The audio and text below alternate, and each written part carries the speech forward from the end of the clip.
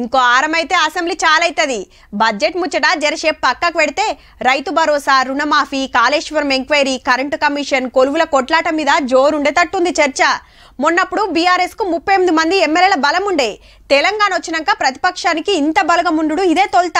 కానీ ఇప్పుడు చాలా మంది లీడర్లు కారు దిగుతుండే వరకు దీని మీద కూడా లొల్లైతట్టుంది పో. ప్రచారమైనట్టే పటన్ చెరువు ఎమ్మెల్యే సారు అధికార పార్టీల షేరికైండు. సీదా సీఎం సార్ ఇంటికొస్తే మైపాల్ రెడ్డి గారికి వెల్కమ్ చెప్పిండు. మెడల కాంగ్రెస్ కండు వేసి బీఆర్ఎస్ టికెట్ మీద 3 మాటలు గెలిచిండు. సారు బిజినెస్ల మీద ఈ నడమ ఈడి కేసులైనాయి. అప్పటికెళ్లే కారు దిగుతుండని గుసగుసలినవడ్డాయి. బీజేపీలకు పోతుండన్నారు. మరేం ఆలోచన చేసిండో ఏమో ఈ పార్టీలకు వచ్చిండు మైపాల్ రెడ్డి సారు. జంపింగ్ ఎమ్మెల్యేలల్లా ఈ సారు నెంబర్ 10. నెల రోజులనే 7 అటుకెళ్ళిటొచ్చిండ్రు. 6 ఎమ్మెల్సీలు కూడా పార్టీ మారిరి. 7 సీట్లు డిపాజిట్ పోగొట్టుకొని నీ పార్టీనే లేదు. ఇక విలీనం కాకుండా ఏం చేస్తారు?